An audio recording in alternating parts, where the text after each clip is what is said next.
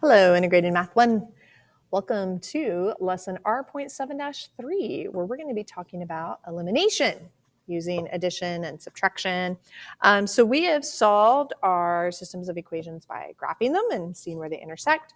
We have solved them by substitution, right? Solve for a variable and then plug it into the other equation, work our way through. We're going to take it to a new method today called elimination. But before we do, I do have a couple warm-up problems here for you. I just want you to simplify each of these expressions. That's all I want. So go ahead, hit pause, simplify these expressions, and then hit play when you're ready to check your work.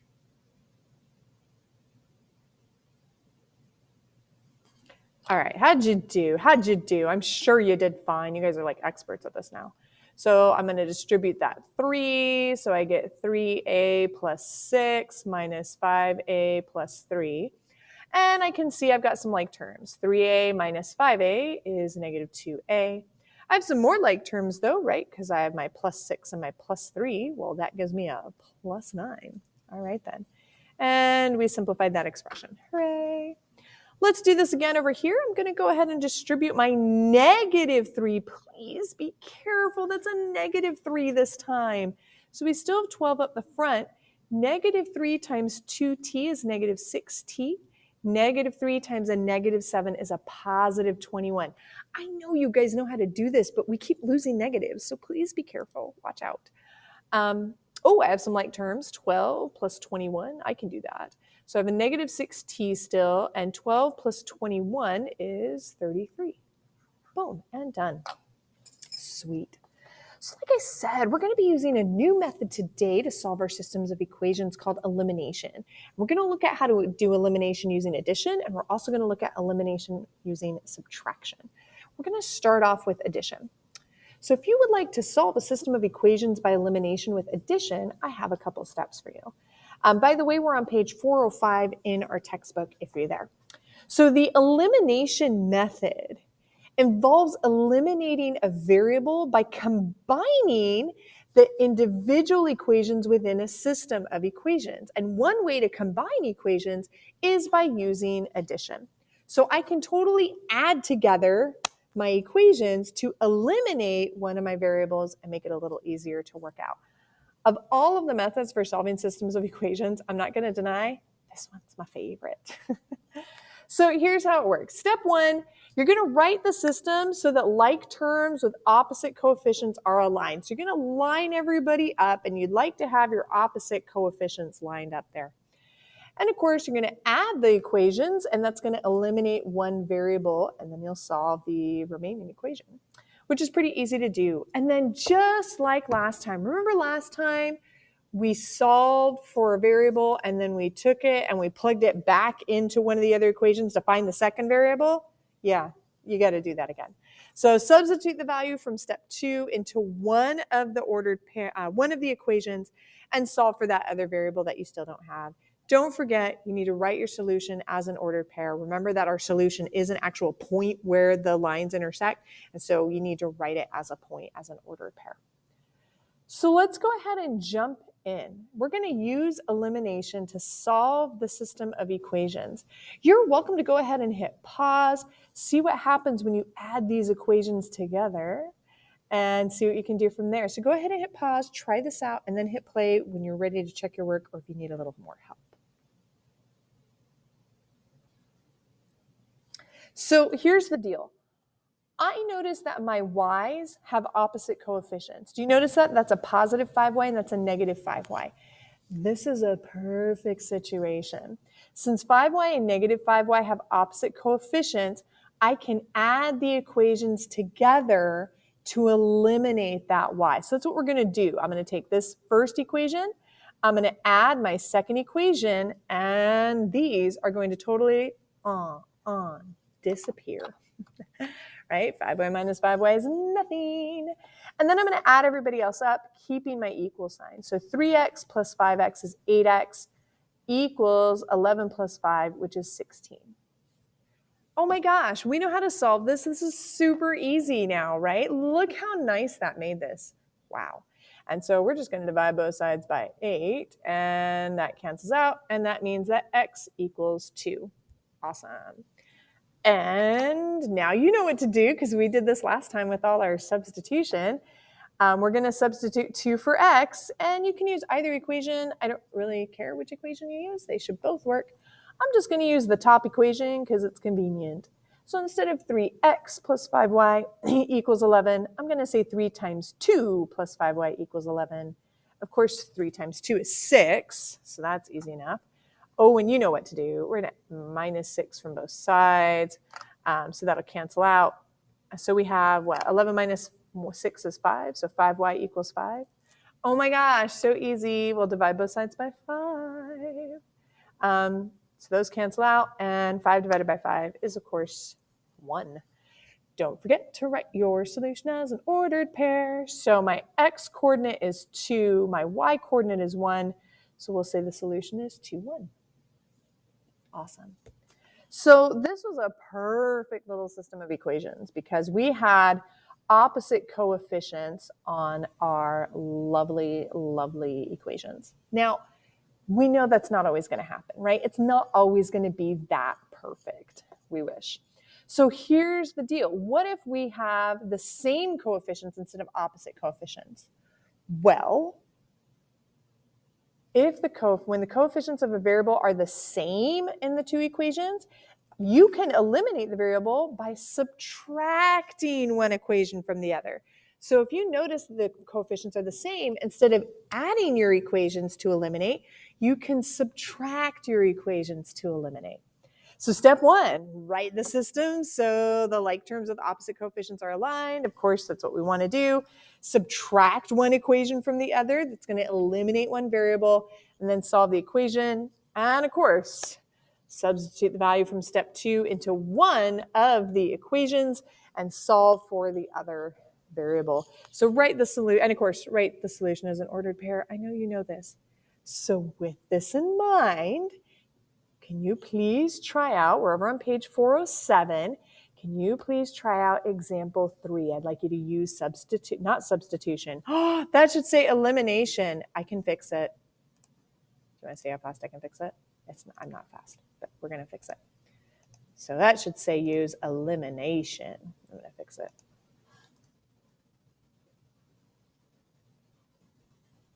There we go. That's better. Yay. So let's go ahead and use elimination to solve our lovely system of equations. Go ahead, hit pause to work this out, hit play when you're ready to check your work.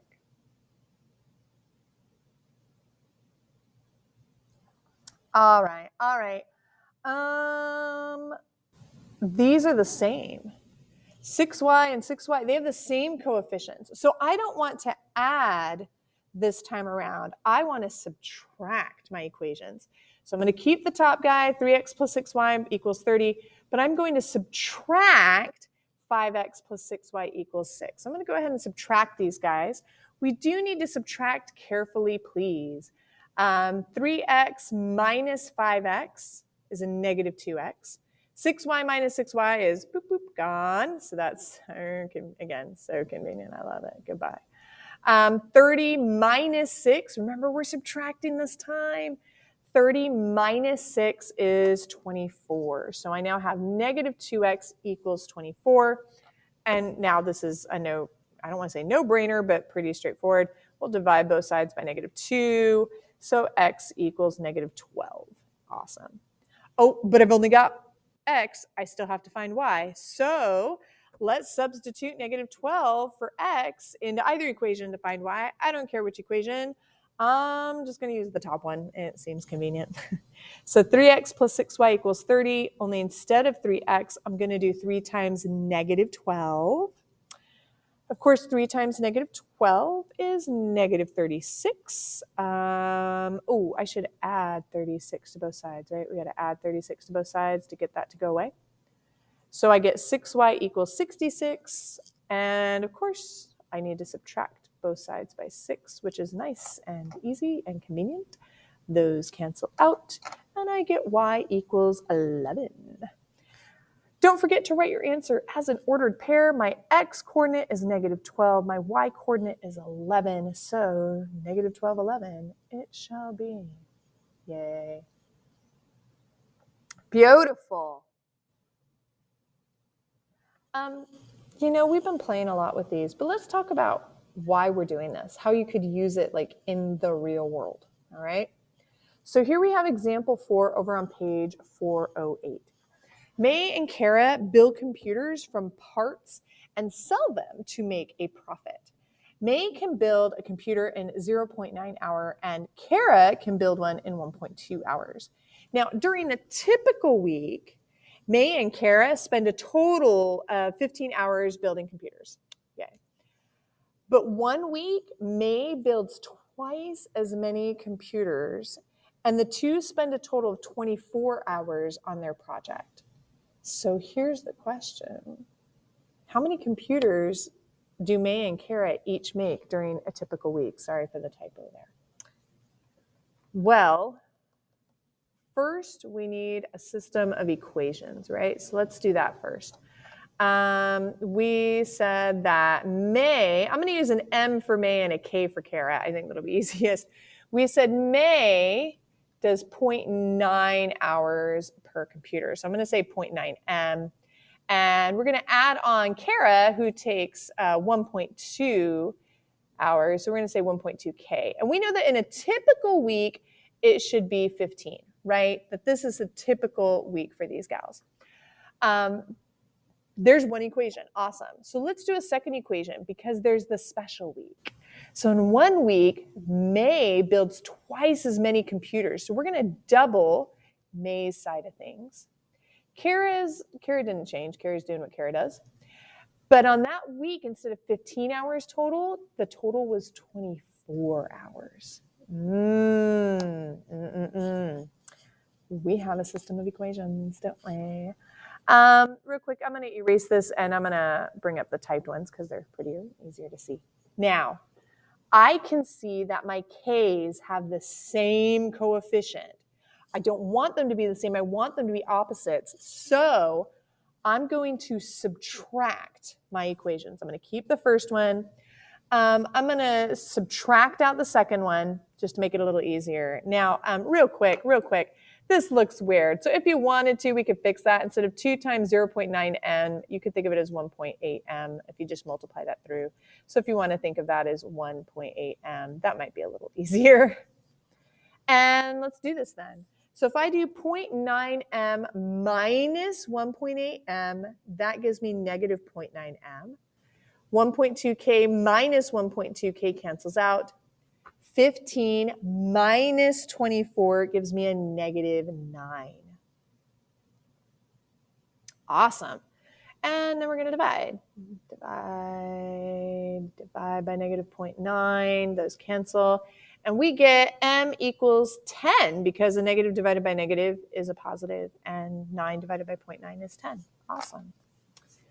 All right, so now I know how many computers May makes in any given week. Awesome, but we need to figure out how many computers Kara is making on a typical week.